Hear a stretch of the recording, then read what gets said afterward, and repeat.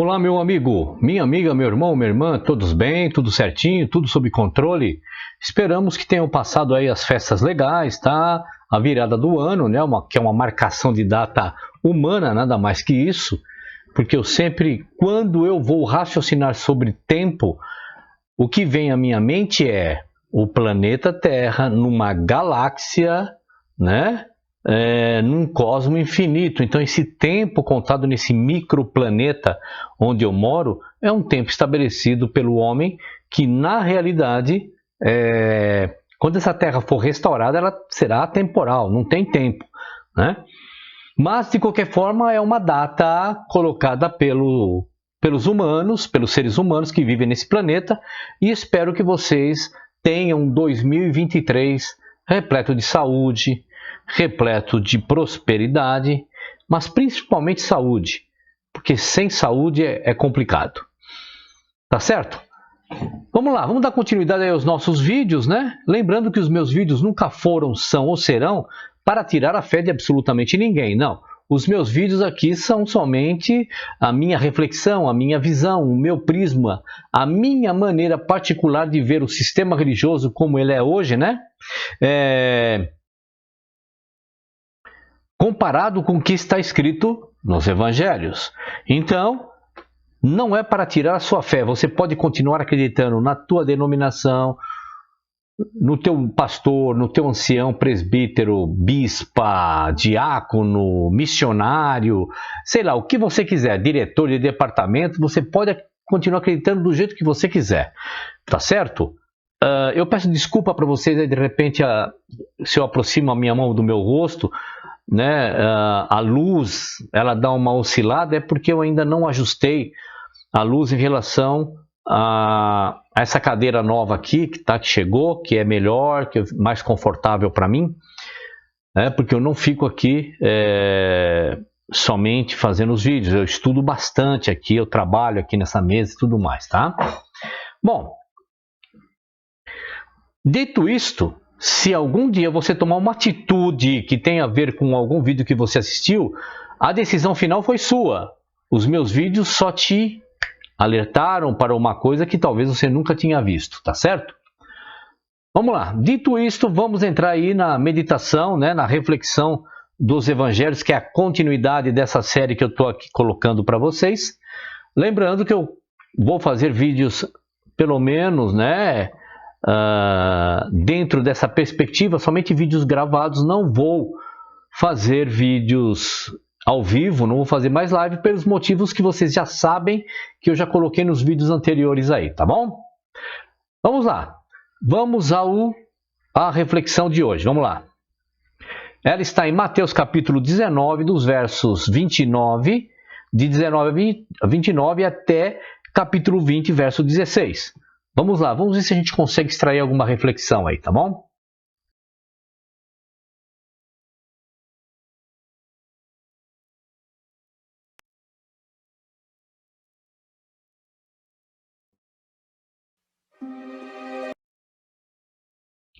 Nós vamos ver sobre a parábola dos trabalhadores da vinha. Você conhece, eu também, todas as passagens do Evangelho, você conhece. Nós vamos tentar aqui discutir alguma coisa, né?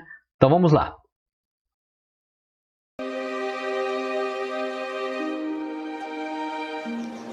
Eis que nós tudo deixamos e te seguimos.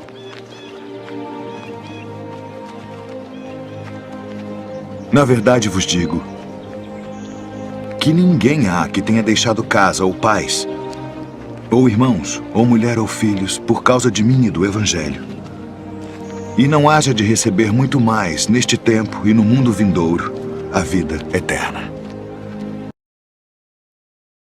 Então veja que Cristo, nós temos que meditar aqui. Cristo não está pedindo para ninguém abandonar o teu pai, a sua mãe, não. Não é isso que ele está falando, tá? Ele está falando dentro de uma contextualização ali para as pessoas, que pode chegar até nós, é claro, mas de uma maneira bem contextualizada, tá certo? Que ninguém que deixar pai, mãe e tudo mais. Deixar em que sentido? Olha, vou falar do meu pai e da minha mãe. Meu pai e minha mãe foram católicos, e bem católicos. Meu pai foi, porque ele já é falecido, a minha mãe ainda é viva, mas está com a consciência aí quase perdidinha já, né? Lembra muito pouco das coisas da vida, está com 92 anos de idade, né? Tem um pouco de mal de Alzheimer, então consciência, né, do espaço e tempo muito pouco. Mas enquanto, né, pessoa consciente, católica. Então meus pais sempre foram católicos, mas eu tento seguir ao Cristo, ao verdadeiro Cristo, o real e não o oficial. Então, deixar pai e mãe é no sentido de deixar as tradições, não desrespeitar, mas deixar e seguir o verdadeiro evangelho, né? É nesse sentido. Vamos lá.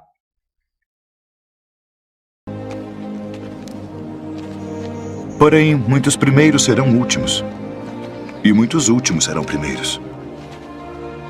Porque o reino dos céus é semelhante a um homem, pai de família, que saiu de madrugada para contratar trabalhadores para sua vinha.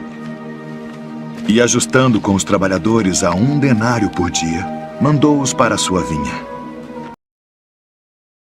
Então Cristo aqui ele começa novamente a fazer uma parábola, figura de linguagem, né? Uma metáfora do reino do Criador, né? Ele começa a trazer um discurso, né, bem conhecido deles. Então o homem tinha lá uma lavoura, ele começa a contratar pessoas para trabalhar nessa lavoura. E agora, a partir daí, o Cristo vai dar um entendimento do reino do Criador. Porque, veja, que em todo o Evangelho, o Cristo, de alguma maneira, ele faz comparações, né, para cada expectativa, para cada circunstância. Tá certo? Vamos lá. E saindo perto da hora terceira, viu outros que estavam ociosos na praça e disse-lhes: Ide vós também para a vinha, e dar-vos-ei o que for justo.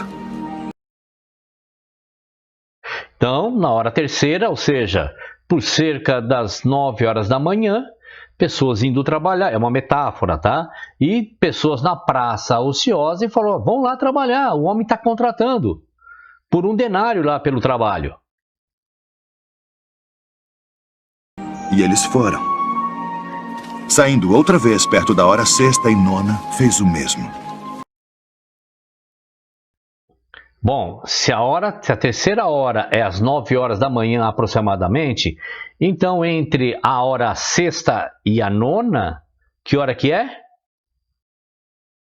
Entre meio-dia e 3 horas da tarde.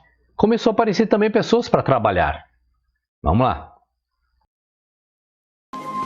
E saindo perto da hora 1/10, encontrou outros que estavam ociosos e disse-lhes: Por que estáis ociosos o dia todo? Então, a hora 1/10, vamos pensar. Se de 6 horas da manhã até as 6 horas da tarde é contado um dia, então a hora 1/10 é por volta das 4 horas da tarde. Então veja, pessoas que foram para trabalhar perto das 9 horas da manhã, vamos trazer aqui para uma linguagem nossa, tá? Eu esqueci, coloquei a mão perto do rosto, escureceu aí, né? Perto das 9 horas da manhã, perto das 2 horas da tarde e perto das 4 horas da tarde. Disseram-lhe eles: Porque ninguém nos contratou. Disse-lhes ele: Ide vós também para a vinha, e recebereis o que for justo. E aproximando-se a noite, disse o senhor da vinha ao seu mordomo: Chama os trabalhadores e paga-lhes o salário, começando pelos últimos até os primeiros. E chegando os que tinham ido perto da hora 1/10, receberam 1 denário cada um. Bom, aí chegou, né, o final do dia, os trabalhadores vão receber agora o pago, né, ou a paga do seu trabalho, do dia de trabalho. E aí o senhor da vinha pede para o empregado, né, o pagador, o tesoureiro, sei lá, olha, começa pelos que chegaram no fim e depois vai lá para os que chegaram 9 horas da manhã e pague 1 denário, pague o que foi contratado.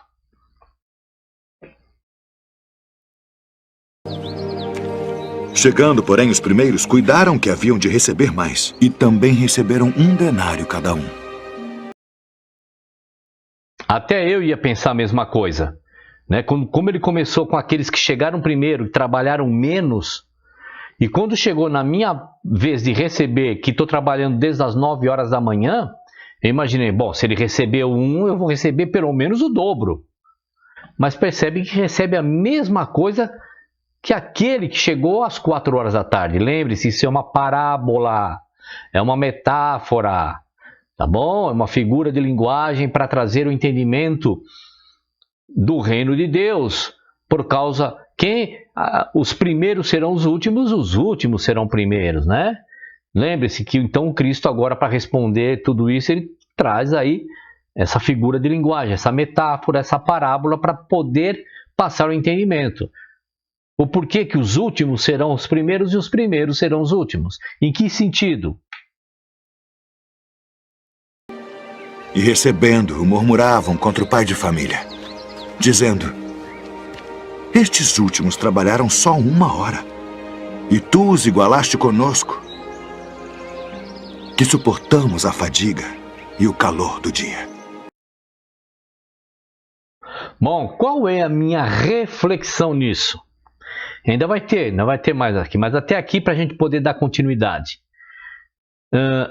Os apóstolos poderiam achar que por eles passarem por mais tempo com o Salvador, por eles terem tido muito mais perseguições, sofrimentos, né, poderiam ter um galardão maior do que aqueles que estão chegando no fim.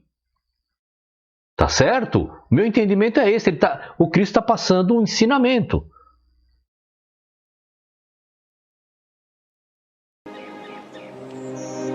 Ele, porém, respondendo, disse a um deles: amigo, não te faço agravo. Não ajustaste tu comigo por 1 denário? Toma o que é teu e retira-te. Eu quero dar a este último tanto quanto a ti. Veja que maravilha, né? Escuta, chega aqui. Nós não combinamos 1 denário para você trabalhar um dia inteiro? Toma o que é teu, o que é devido e vai embora. Você está reclamando do quê? O que eu combinei com você é isso. Agora, se eu quero dar a mesma coisa que eu dei a você a esse que chegou às 4 horas da tarde, o problema é meu, porque eu sou o dono da vinha. Você não tem que medir a tua régua de justiça sobre a minha atitude. Tá bom? Os primeiros serão os últimos serão os primeiros, porque não depende de... Olha, a decisão do dono da vinha não depende dos trabalhadores. A decisão do Criador do céu e da terra não depende daqueles que estão trabalhando na vinha. Cada um vai receber o seu galardão. Se tiver que todos receberem o galardão igual, e provavelmente receberemos, aqueles que forem salvos, não importa se aquele que vai ser salvo da mesma maneira, aquele que simplesmente, nós aqui que estamos interpretando a história, e eles estão fazendo a história. Eu não fui perseguido, eu não fui maltratado, eu não fui esquartejado, queimado, empalatado, né? Dado aos animais para servir de espetáculo. Mas eles, sim, e grandes números de discípulos também fizeram isso. Todos vão receber o galardão. O como vai receber importa é o Criador. Então, nós não devemos nos jactanciar, né? Ou seja, sermos orgulhosos, porque estamos há tanto tempo aí, né, na luta contra esse sistema, fomos escorraçados das nossas denominações, fomos perseguidos e tudo mais, para aqueles que vão receber tudo mastigadinho. O que importa é que todos nós vamos receber o denário por ter trabalhado na vinha. Correto? É a minha visão, é a minha reflexão. Ou não me é lícito fazer o que quiser do que é meu? Ou são maus os teus olhos porque eu sou bom? Assim os últimos serão os primeiros os últimos. Porque muitos são chamados, mas poucos escolhidos.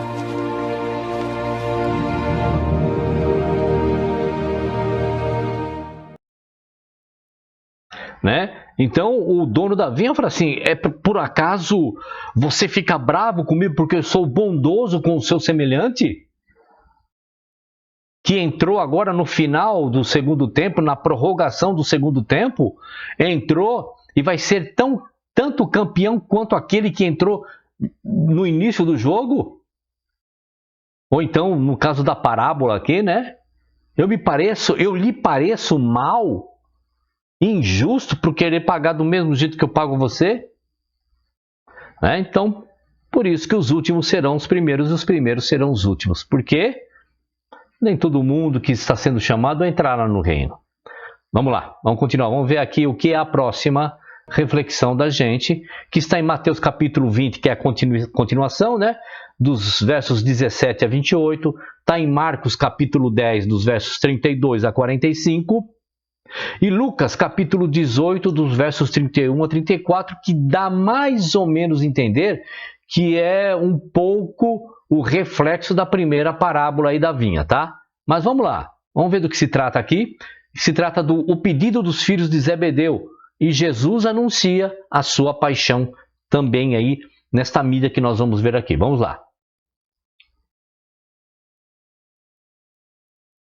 Jesus e seus discípulos tinham passado 3 anos plenos e frutíferos juntos, percorrendo as estradas empoeiradas da Palestina, tocando os corações e as vidas de inúmeras pessoas, espalhando as boas novas do Evangelho. Bom, então veja, né? Passaram-se quase 3 anos, as coisas já estão começando a chegar no fim. E o detalhe é que Cristo passou todo esse tempo junto com seus discípulos e apóstolos, pregando as boas novas do Evangelho. E veja que até o presente momento, nem você, nem eu e nem os evangelhos estão narrando o seguinte, ó. As boas novas do Evangelho é você ser adventista do 7º dia. As boas novas do Evangelho é você ser assembleiano da Congregação Cristã do Brasil, testemunha de Jeová. E assim por diante, católico, espírita, seja lá o que for. Não, veja que a pregação do Evangelho do Cristo trazendo as boas novas é ame o seu semelhante. Fez algum mal a ele? Vai lá e se recompõe com ele. Proporcione aquilo que você sabe que poderá ser bom psicologicamente, organicamente, fisicamente, espiritualmente para o teu semelhante. Não é? E com isso em mente, vamos ver agora a narrativa aqui. Vamos ver. Tudo que iria acontecer com ele, né? Por causa dos escritos dos profetas antigos, né? E também daquela ocasião da transformação no monte, né? No Monte da Transfiguração, onde ali foi revelado a Cristo através de uma visão que não é real, né? Foi somente uma visão que as pessoas tiveram do Cristo e outras ali, de como Cristo havia de padecer, né, o seu martírio em Jerusalém. Tá bom? Então, Cristo já sabia de tudo que iria passar ali e Cristo já estava preparando os seus discípulos para isso. Mas ele também sabia que essa era uma parte importante do plano de Deus, no seu propósito para ele. Ele tentou preparar seus discípulos para esse momento. Ele compartilhou seu destino com eles. O Filho do Homem será entregue nas mãos dos homens e eles irão matá-lo. Filho do Homem das mãos dos homens. Está falando, um hebreu será entregue na mão dos seus irmãos patriotas e vão matá-lo. Quem? Ele está falando dos romanos? Não. Ele está falando dos líderes religiosos da sua própria pátria, da sua própria nação. Tá certo? Independentemente de qual nação seria, os líderes religiosos são os protagonistas no sentido de matar o Cristo. Tá certo? E depois de morto, ele ressuscitará após 3 dias. Mas eles não pareciam entender. Agora ele tinha que tentar de novo. E eis que nós subimos a Jerusalém. E a quem o Cristo será entregue? Aos príncipes, escribas, sacerdotes. Todo o clero, né, o clero da nação, Cristo estaria na mão dessas pessoas. E não só Cristo estava na mão das pessoas nessa época, toda a nação estava nas mãos do clero. Porque o que o clero decidia estava decidido. Tanto é que havia um acordo entre a religião, os líderes religiosos e Roma, tipo assim, ó, se vocês segurarem o povo aí, nós não vamos destruir o templo de vocês, não vamos entrar com matança de jeito nenhum. Por isso que Roma dominou Jerusalém, Israel, toda aquela nação ali, sem derramar uma gota de sangue, porque foi um acordo. Chamaram os líderes religiosos, olha, escolham, ou vocês inventem qualquer coisa, qualquer narrativa para esse povo não se rebelar contra nós, porque senão nós vamos derramar sangue e destruir tudo, né? Então vocês escolham aí o que vocês querem. Então por isso, então Cristo ia ser entregue na mão dos líderes religiosos, porque estava na mão dos líderes religiosos o destino de qualquer hebreu, independentemente dos romanos. Porque os romanos estavam acima de tudo, ali no sentido de ter cativo a nação de Israel. Mas se uma lei de Israel era uma lei que se os romanos passassem por cima, poderia agitar Israel, Roma dava um passo atrás e falava, não, deixa que eles façam o que eles têm costume de fazer, ao invés de causar aqui uma agitação, um caos aqui na nação, e aí vem aí os nossos líderes hierárquicos vão nos tirar daqui. Tá? Então tem todo um contexto. Aí Cristo está falando, olha, tá vendo? Então eu tenho que ir para lá porque as profecias têm que se cumprir em mim, minha gente. Está chegando a hora. E o escarnecimento. Então veja, né? Realmente eu até compreendo a falta de entendimento, porque era muita contaminação da época, mas eles estavam preocupados de estar sempre próximo ao Cristo, porque quando chegasse o reino dele, eles queriam ter esse privilégio. Mas Cristo, mais uma vez, vai mostrar que o reino dele não consiste em privilégios. E veja a resposta que ele dá. Não sabeis o que pedis. Podeis vós beber o cálice que eu bebo e serem batizados com o batismo com que eu sou batizado? Ué, ser batizado com o batismo que eu sou batizado? Que batismo ele está falando? Ele está falando daquele negócio de jogar na água? É claro que não. Ele está falando do quê? De ser inserido no martírio, né? Falando assim, vocês estão preparados para passar o que eu vou passar? Resistir até o fim? Sem ter isso de culpa? E ser batizado com o batismo que eu serei batizado? E qual é o batismo dele? Né? Aí, o Cristo será inserido no ritual simbólico do sacrifício do Cordeiro, para que eles pudessem entender quem era o Cristo, né? Que iria substituir o pecado do ser humano pela morte do Cristo, e Cristo se fazer pecado em lugar do ser humano. Tá certo? Tem toda uma analogia aí, tem toda uma comparação com o sacrifício do templo, onde Cristo vinha sempre trazendo essa palavra, né, essa comparação, para eles entenderem qual era o papel do Cristo. O Cristo não podia falar algo diferente, porque ele falando as coisas que eles conheciam já era difícil deles entenderem. Falando coisas mais do alto ainda, não entenderiam. Tá? Então Cristo fala, olha, vocês estão preparados para serem batizados no batismo que eu serei batizado?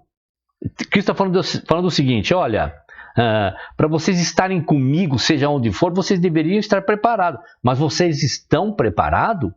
Mas vamos lá, aí Cristo vai falar, mas, todavia, porém... Vamos lá. Sim, mestre, podemos. Vós bebereis do cálice que eu beber, e sereis batizados com o batismo com que eu sou batizado. Mas sentar-se à minha direita ou à minha esquerda não pertence a mim concedê-lo. Então veja, eles disseram, sim, estamos prontos para ser batizado no batismo que você vai. Aí Cristo confirma, sim, ok, Vocês vão sofrer e vão padecer como eu padeci. Ponto. Vocês vão até aí. Porque intercessão é somente da minha parte. E agora, onde vocês estarão, não concede a mim. Né? Cristo está dizendo, olha, a minha direita, a minha esquerda, porque o governante sempre teve os seus conselheiros da direita e da esquerda. E esses conselheiros sempre tiveram privilégios nos reinos. Tem esse link, né? Onde Cristo está falando, olha, vocês vão padecer sim, agora onde vocês estarão no meu reino, isso não compete a mim.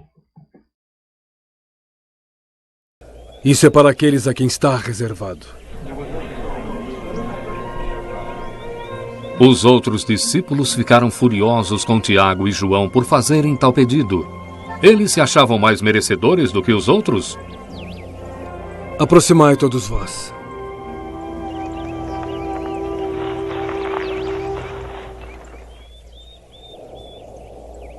Sabeis que os que julgam ser príncipes das gentes delas se assenhoreiam e usam de autoridade sobre elas. Mas entre vós não será assim. Qualquer um dentre vós que quiser ser grande será serviçal, e qualquer um dentre vós que quiser ser o primeiro será servo de todos. Porque o Filho do Homem também não veio para ser servido, mas para servir e dar sua vida em resgate de muitos. Vamos continuar nossa viagem.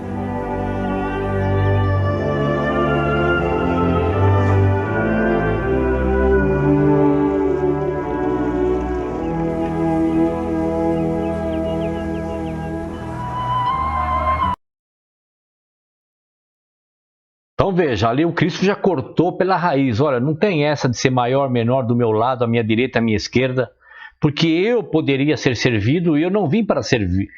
Eu poderia ser servido e não vim para ser servido. Eu vim para servir.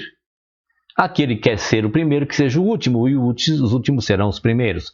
Veja que está mais ou menos ligado, né, uma parábola com a outra, tá certo? Ok, a próxima está aqui em Mateus capítulo 21, que é continuando, né? Dos versos de 1 a 11. E vamos ver aqui do que vai se tratar esta mídia, né? Está falando da entrada triunfal de Jesus em Jerusalém. Lembrando, mais uma vez, que isso é uma mídia. Tem que ter conteúdo, tem que ter um pouco de floreio, tem que ter um pouco de dramatização, né? Para poder ter engajamento, porque senão as pessoas não iriam assistir os filmes, tá certo? E nós temos que sempre tentar assistir esses filmes com a mentalidade ligada nos evangelhos, porque é aqui que está a palavra final. Vamos lá. O meu pastor falou uma coisa e o filme está falando outra? Peraí, quem é que está certo? Quem está certo é o que está escrito, é o que nós estamos fazendo aqui, tá certo? Então vamos ver aí a entrada triunfal de Jesus em Jerusalém. Vamos meditar aí um pouquinho.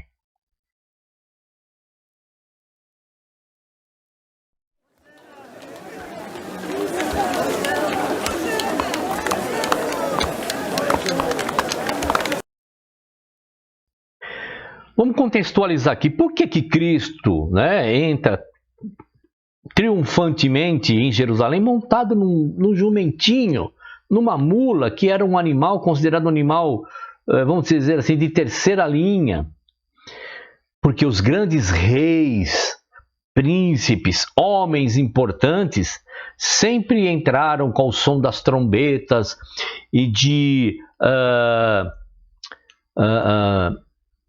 as pessoas gritando o nome e tudo mais. Eles entravam com grandes carruagens, com cavalos gigantescos, né, exuberantes, simbolizando todo esse ato na entrada de poder.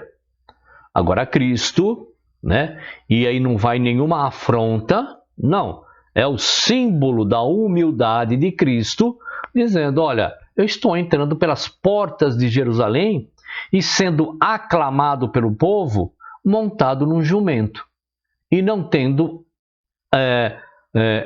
a mínima consideração pelos líderes de Israel. Mas o povo reconhece minha autoridade que sou em relação ao Criador de todas as coisas e à humanidade. O papel dele aqui, né? Então ele entra com o jumentinho, demonstrando humildade, bem na contramão daqueles reis, príncipes, representantes das nações que entravam com seus cavalos, com seus cavaleiros, com as trombetas, e o povo era obrigado, aonde ele estava entrando, o povo era obrigado a ficar exaltando aquela autoridade e tudo mais.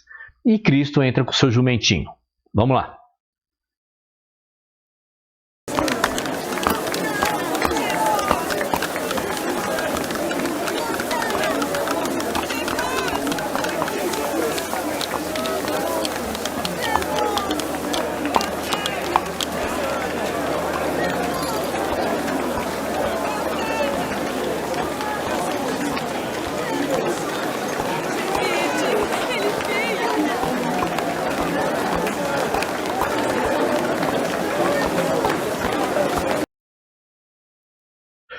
Só de imaginar, né, que todo esse povo que estava ali, né, recebendo aquele humilde em Jerusalém, todos alegres, pelo o Salvador de Israel, o Messias, né, porque não se esqueça que toda vez que Cristo ia a algum lugar, ia na frente os seus discípulos, avisando que chegaria ali o Cristo, né, o homem da profecia, o ungido, o Salvador, não se esqueçam.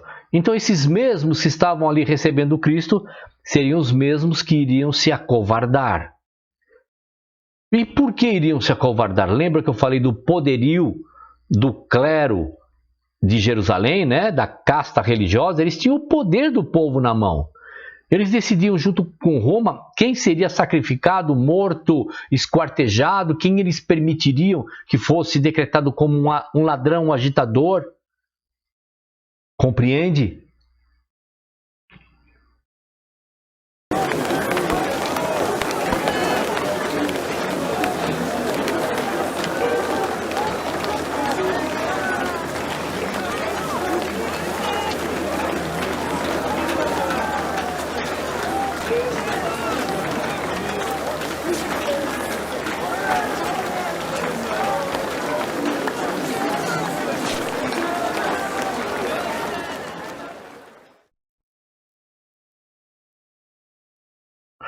Muito bem, vimos aí então, né, a entrada do Cristo, e agora nós vamos ver aquela famosa narrativa e cena onde os líderes religiosos aproveitam muito do péssimo entendimento, né, ou do mau entendimento proposital do que Cristo faz ali naquele instante. Está em Mateus capítulo 21, dos versos 12 a 17, Marcos capítulo 11, de 5 a 18, Lucas capítulo 19, de 45 a 48 e João capítulo 2, de 13 a 17. E aqui se refere, logo depois que Cristo entra em Jerusalém pelas portas montados no jumentinho, a narrativa logo traz ali, né, depois da entrada do Cristo, o Cristo, Jesus, purifica o templo. Olha, Cristo vai agora pegar a vassoura e varrer o templo, arrastar os bancos, passar pano com água, né, crente? Passar aquele detergente lá, aquele limpador de piso, né, com pano, né? Então Cristo vai chamar lá toda a turma e vai purificar o templo, né? Tirar o pó do púlpito, dos bancos, né? Eu fiz muito isso. Eu estou falando porque eu fiz muito isso.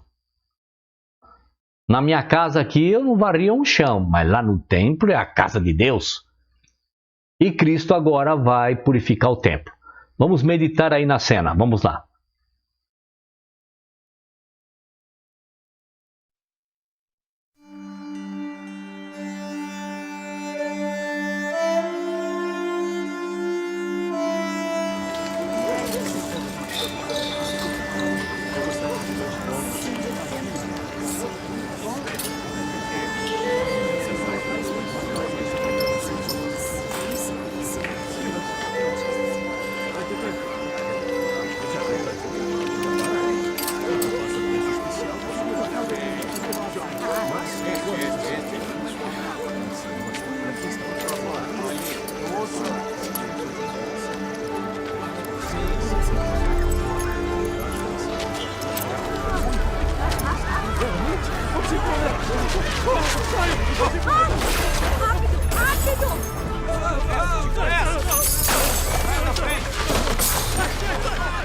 Tirai daqui estes!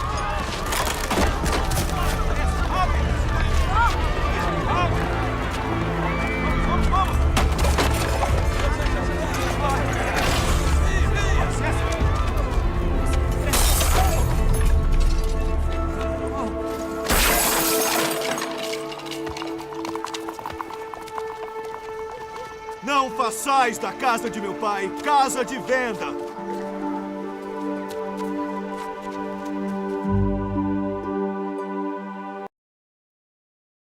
Vamos lá.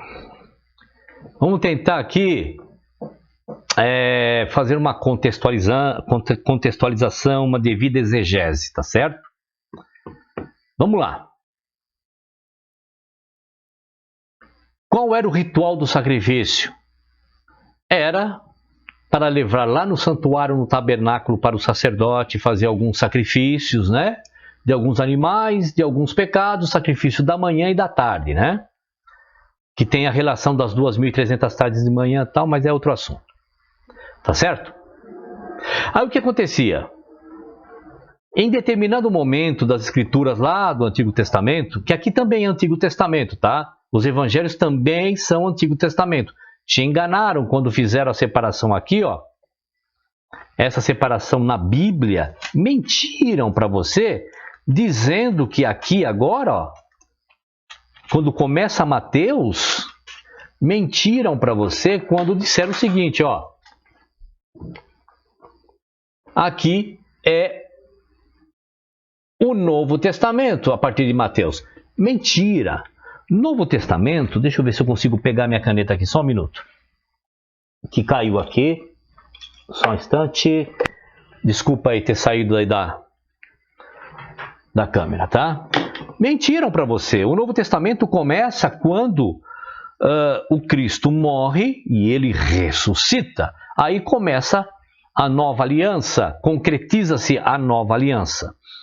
Tá certo? Então vamos lá. Então, em determinados momentos, as pessoas poderiam comprar no caminho alguma oferta de sacrifício ou de manjar para quando chegasse lá perto do tabernáculo, podia oferecer como o seu sacrifício. E agora o que acontecia? Vendia-se todo esse sacrifício agora na porta do templo. Compreende? E qual é a contextualização? Isso virou um comércio dentro de Jerusalém. Até os líderes religiosos, relatam os historiadores, tinham ali as suas banquinhas de venda dos instrumentos de sacrifício. Agora Cristo chega naquele local e começa a expulsar todo mundo e fala, não faça da casa do meu pai, né, covil de ladrões, salteadores, cambistas, seja lá o que for. Então veja que aí os líderes religiosos, eles dizem, tá vendo como Cristo defendia o prédio de alvenaria, lá o templo? Olha como Cristo sempre defendeu, como ele defendeu ferrenhamente aquela construção que ele chamou casa de meu pai. Deixa eu abrir só um parênteses aí. Eu vou falar da igreja adventista, tá? Não vou falar das outras. Vou falar da igreja adventista, onde eu fiquei bom tempo lá. Muito tempo, aliás. Mas serviu como experiência, né? Em pleno sábado, tinha-se ali os mercadores que vendiam CD, DVD, livros, tem os céus.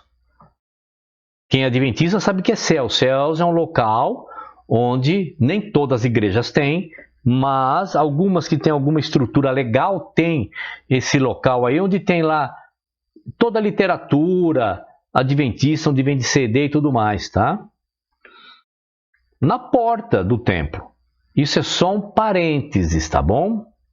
Mas muito bem. Então significa que Cristo defendia o templo. Cristo defendia a existência de um templo de alvenaria. Vamos dar uma lida legal aí neste episódio da purificação do templo? Vamos dar uma lida? Vamos lá. João capítulo 2. Está dizendo o seguinte, vamos ler ali devagarinho, vamos tentar entender o que diz ali, vamos lá. Então diz lá, era quase época da festa da... Vamos lá, vamos falar de novo. Era quase época da festa da Páscoa judaica, de modo que Jesus subiu a Jerusalém. Ok? Lembra a entrada dele lá. Vamos lá. No pátio do templo, viu comerciantes que vendiam bois, ovelhas e pombas para os sacrifícios. Também viu negociantes em mesas, trocando dinheiro estrangeiro. Olha só. Tudo bem? Verso 15. Jesus fez um chicote de cordas e os expulsou a todos do templo. Pôs para fora as ovelhas e os bois, e espalhou as moedas dos negociantes no chão e virou as mesas. Vamos lá. Cristo fez isso realmente lá no pátio do templo? Sim, fez isso no pátio do templo, não onde fazia o sacrifício, lá dentro e tal, tudo mais.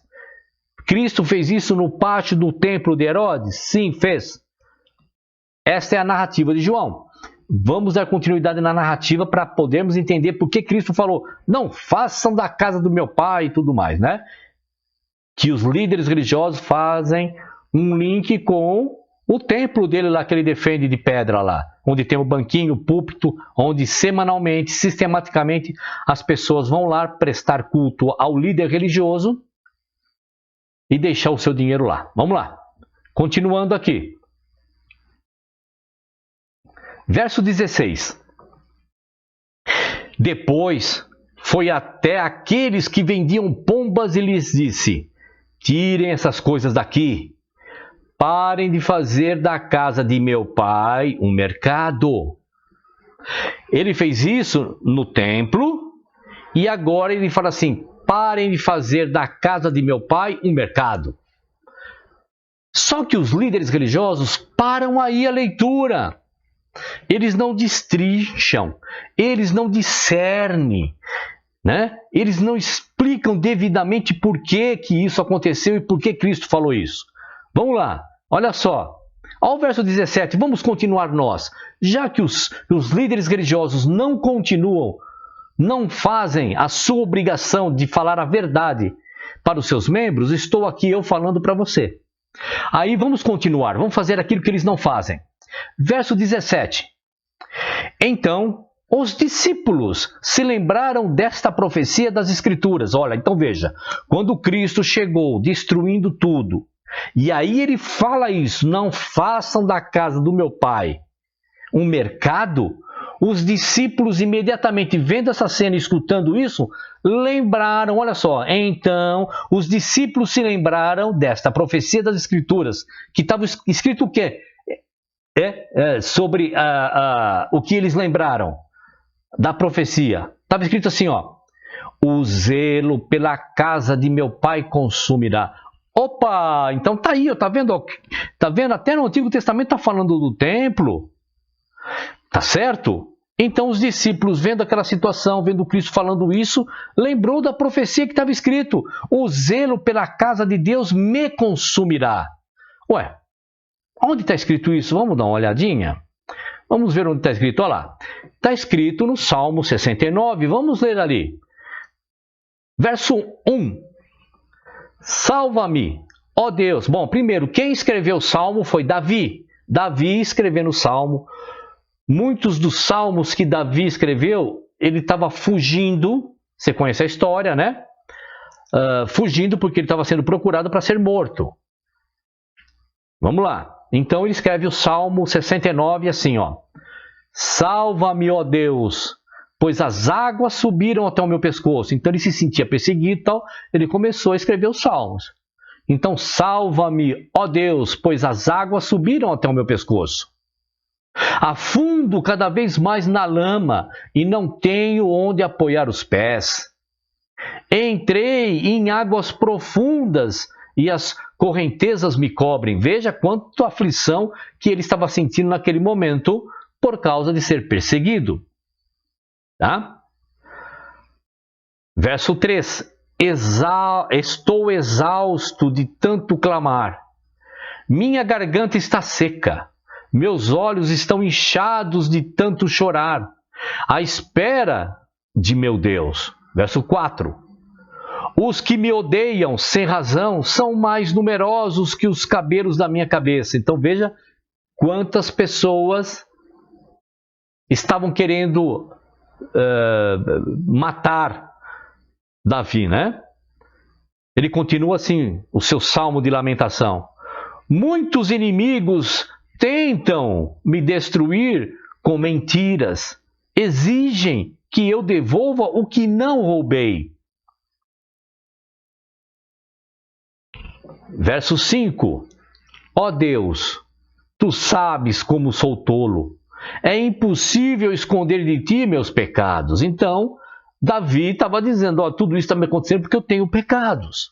Lembra aquele conceito e tal, tudo mais? Mas vamos nos ater aqui nos Salmos, na exegese de Davi. Verso 6. Não permitas que por minha causa sejam envergonhados os que em ti confiam, ó soberano Senhor dos exércitos. Ou seja, se eu realmente tenho pecados, que é o que está me acontecendo isso, não deixa com aqueles que confiam em ti e também olham para mim, que eles sejam envergonhados ou sejam dados como mentirosos. Aí ele continua, não deixes que por minha causa sejam humilhados, ó Deus de Israel. Verso 7. Pois por tua causa suporto insultos, meu rosto está coberto de vergonha. Então, Davi continua dizendo o seguinte, eu estou sofrendo, mas eu vou suportar tudo porque eu confio em ti, ó Senhor. É que eu estou tentando buscar aqui na minha mente quem é que estava indo atrás dele. Eu sei quem é, mas eu quero saber o nome, eu não consigo lembrar o nome. Deixa eu ver se eu consigo trazer aqui o nome daquele que queria ser dado rei no lugar de Davi. Deixa eu ver aqui. É porque tanta informação que chega na hora aqui, eu li, tá? Eu li. Que chega na hora aqui, acaba caindo no esquecimento. Tá, acho que deve estar em Samuel, alguma coisa assim. Deixa eu ver, não tem problema, é gravado, não tem problema nenhum. Deixa eu entrar aqui em Samuel, ou Reis, alguma coisa aqui, assim, deixa eu ver.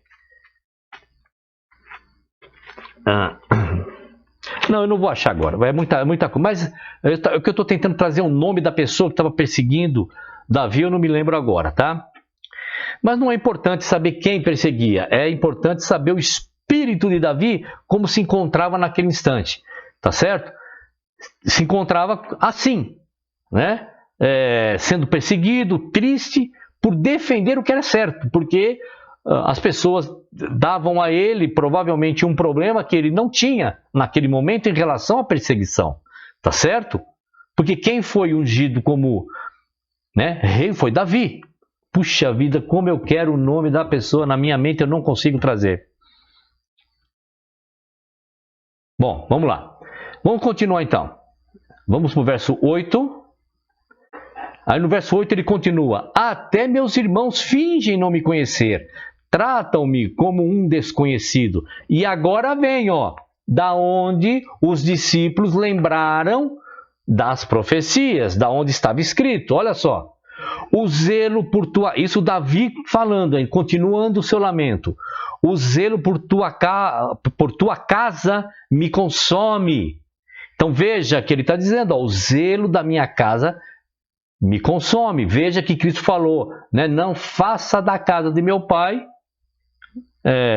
local de baderna. Então eles lembraram exatamente isso. O zelo da tua casa me consome.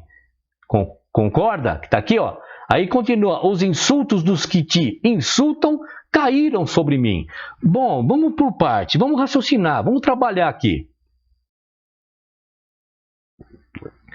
Cristo, não façam da casa de meu pai um mercado de troca, um câmbio, uma barganha. Não façam da casa do meu pai isso. Os discípulos imediatamente lembraram disso. Davi falando, o zelo da tua casa me consome. A pergunta é, quando Davi escreveu esse salmo, quando Davi escreveu que o zelo da casa de Deus consumia Davi, De que casa Davi estava falando? Está falando do templo? É claro que não, porque não foi nem ele que construiu o templo, correto? Davi estava falando de templo. Uns defensores de templo chegam para mim e falam assim, não, ele estava falando do tabernáculo. Ah, quando então Davi fala de casa, ele estava falando de tabernáculo, mesmo não estando escrito? Ué, vamos contextualizar. Vamos ver. Aqui no Salmo 122, Davi vai falar o seguinte, olha o verso 1. Alegrei-me quando me disseram, vamos à casa do Senhor. Será que Davi estava falando do tabernáculo? Ué, vamos ver. Se os defensores do templo, quando eu levo eles àquela passagem de Salmo 69, que eles se lembraram de Davi falando que o zelo da sua casa me devora, estão falando que é o tabernáculo, então eu levo eles ao Salmo 122, onde Davi também repete mais uma vez, olha, alegrei-me quando me disseram, vamos à casa do Senhor. Davi, que casa você está se referindo, Davi? O Davi tem que responder para nós. Verso 2. Agora estamos aqui. Aonde? Na casa do Senhor, né? Agora estamos aqui, junto às suas portas, templo, tabernáculo, não, ó Jerusalém. Percebe de que casa Cristo estava se referindo? Ele não estava falando do templo, ele estava falando que as pessoas estavam transformando Israel num câmbio de barganha com Deus. Entende? Fazendo com que os seus habitantes fossem naquele local ali, que em nenhum momento ele aprova aquele local, como sendo a casa do Criador, porque a casa do Criador, você sabe, eu tenho a minha camiseta bonitinha que está ali, que é que o templo somos nós, está aqui.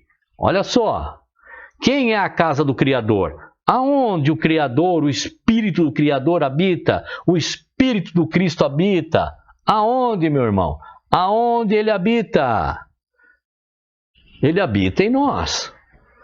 Então veja, na contextualização, na exegese daquela passagem de João, onde Cristo põe todo mundo para correr e fala, não façam da casa do meu pai, né, uma casa de câmbio, uma barganha entre a nação e, dentro da contextualização, e Deus, os discípulos lembram, olha, ele está falando daquela passagem de Davi, lá em Salmo 69, onde diz que o zelo da sua casa me consome, me devora. Mas as pessoas, os líderes falam, olha, Davi não está falando do templo, porque o templo não havia sido construído ainda, mas ele fala do tabernáculo, ele está falando de um local que representava a presença de Deus. Vamos lá, vamos continuar, vamos ver se Davi, quando falava de casa do Senhor, ele estava falando de um local específico. Sim, está falando de um local específico, mas qual local? Verso 1, alegrei-me quando me disseram, vamos à casa do Senhor. Verso 2, agora estamos aqui. Aonde? Na casa do Senhor, junto às suas portas, ó Jerusalém. Verso 3, Jerusalém é cidade bem construída, com muros firmes e compactos. E verso 4, todas as tribos de Israel, o povo do Senhor, sobem para cá. Para cá onde? Para a casa do Senhor. Quem é a casa do Senhor aqui na contextualização? Jerusalém. Onde Cristo estava? Em Jerusalém. Não façam da casa do meu pai, ou seja, não façam do centro religioso aqui do povo de Israel, Jerusalém, um mercado de barganha espiritual. Compreende, meu querido, meu amado, meu irmão? Mas antes de terminar, deixa eu ver se eu já terminei aqui as passagens. Terminei as passagens aqui. Antes de terminar, eu quero colocar aqui um comentário que provavelmente é de um adventista. Opa! Recomeçou aqui, né? Provavelmente é o comentário de um adventista que eu quero colocar aqui e dividir com vocês. Que é aqui, ó, desse vídeo aqui, ó.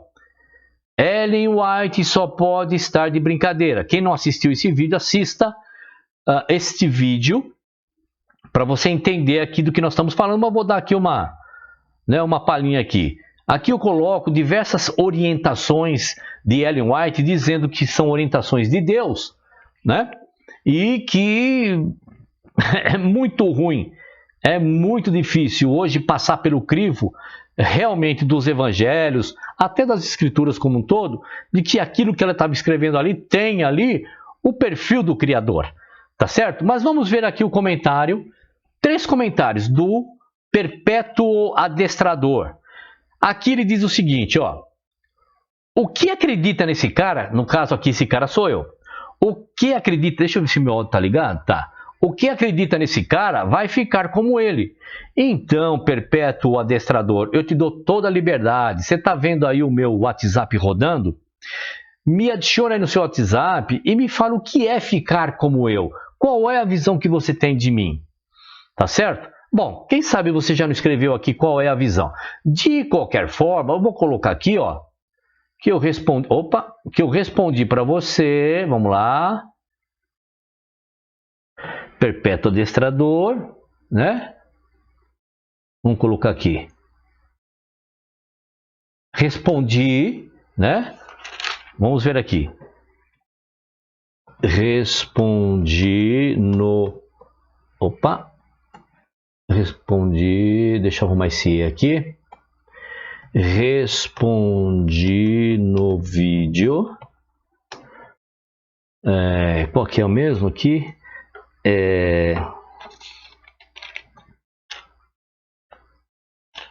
A parábola da vinha e dos trabalhadores, o pedido dos filhos de Zebedeu, o pedido dos filhos de Zebedeu e a entrada triunfal de Jesus em Jerusalém e Jesus purifica o templo. Muito bem. De que data que é? De 1 de 2023. Tá certo, Perpétuo Adestrador? Tá aí, ó.